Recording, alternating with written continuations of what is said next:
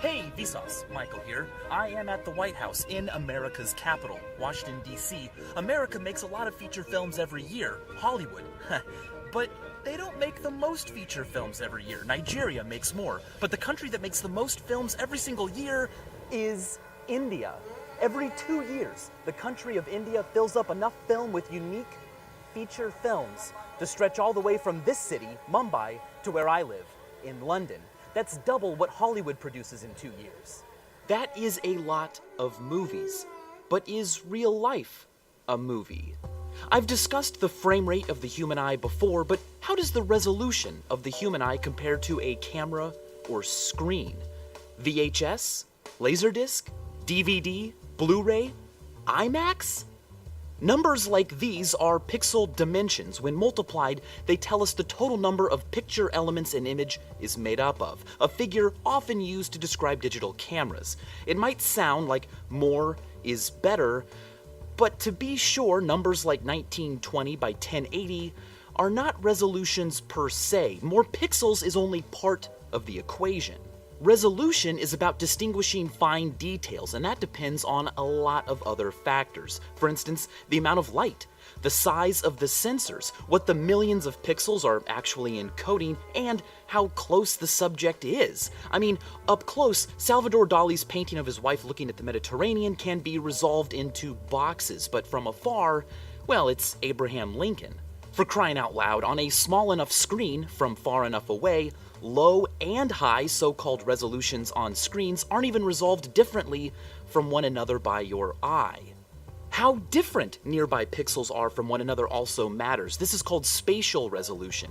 For instance, if I go out of focus, the number of pixels in the video frame stays the same, but you can't resolve as much detail. Now, with all of this in mind, we can still compare human vision to a digital image by asking a better question. Assuming everything else is optimal, how many pixels would you need to make an image on a screen large enough to fill your entire field of view look like real life, without any detectable pixelation? Now we are getting somewhere. Kind of. The analogy is still cruddy because a camera snaps an entire frame at once, whereas our eyes move around. The brain amalgamates their constant stream of information into what we call vision, sight. In fact, the image created by the eyeball alone during a single glance would hardly even be acceptable on a broken TV screen. We think our eyes create images like this picture guy took of me with a camera. But for one thing, unlike a camera, you've got some stuff in the way. For instance, you are always looking at your own nose, and maybe even glasses if you have them. Luckily, our brains process those stimuli out because they don't matter and they don't change, but thinking those are the only differences is a pitfall. Literally, Latinly.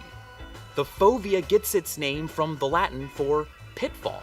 The fovea is the pit on your retina that receives light from the central 2 degrees of your field of view, about the area covered by both of your thumbs when held an arm's length away. Optimal color vision and 20/20 acuity are only possible within that little area. When it comes to these limitations, XKCD has a brilliant illustration. It points out other problems like blind spots, literal blank spaces in our vision where the optic nerve meets up with the retina and no visual information is received. If you bought a camera that did this, you would return it. You can find your own blind spot by closing your right eye, fixating your left eye on a point in front of you, extending your left thumb, and then moving it left of center, slightly, slowly, carefully, until it's not there anymore. Crazy. But of course, we don't see the world horribly like this because our eyes are constantly moving, dragging foveal resolution wherever we need it. And our brain's complex visual system fills in details, merges images from both eyes, and makes a lot of guesses. What we actually see is a processed image, not computer-generated imagery, but, well, meat-generated imagery. The neon color spreading illusion is a great way to demonstrate this difference. There is no blue circle in this picture. The white here is the same as the white here. A camera isn't fooled, a screen isn't fooled, only you and the fleeting gumbo of ingredients you call perception is fooled. Our vision is not analogous to a camera. But our reformulated question can still be answered because human anatomy allows us to resolve, to differentiate certain angular distances. Famously, Roger N. Clark used a figure of 0.59 arc minutes as the resolution of the human eye to calculate, based on the size of our total field of view, how many of these distinct elements could fit inside of it. The result was an approximation of exactly what we want to know: how many individual picture elements, pixels, our vision can appreciate. His answer?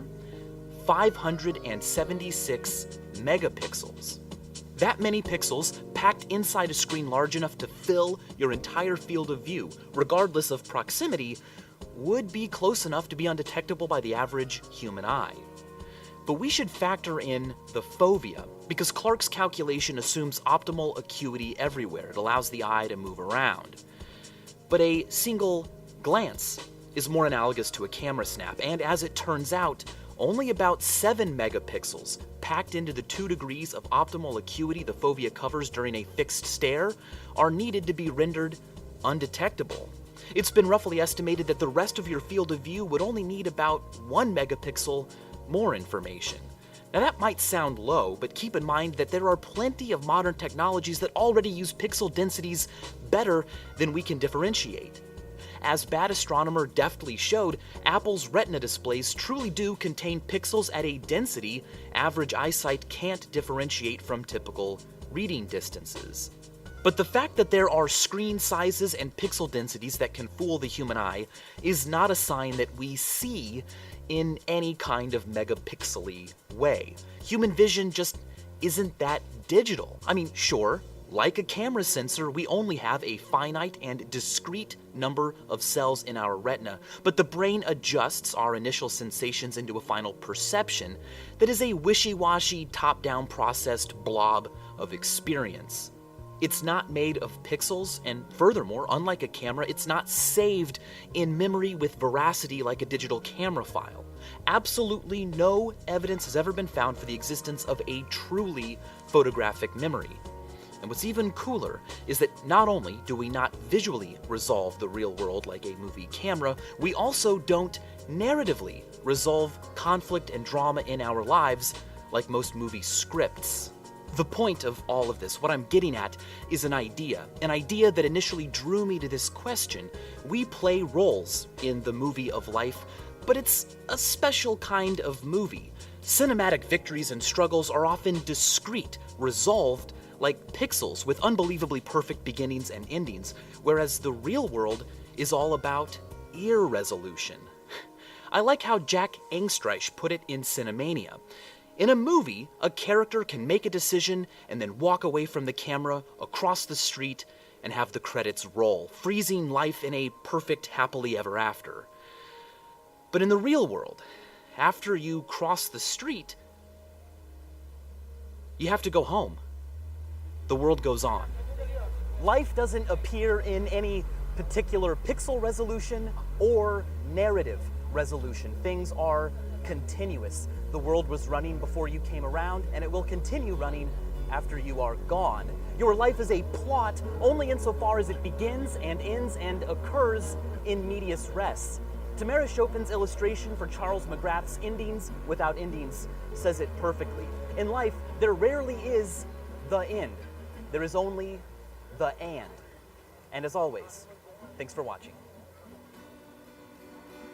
गुलाबी आंखें जो तेरी देखी शराबी ये दिल हो गया संभालो मुझको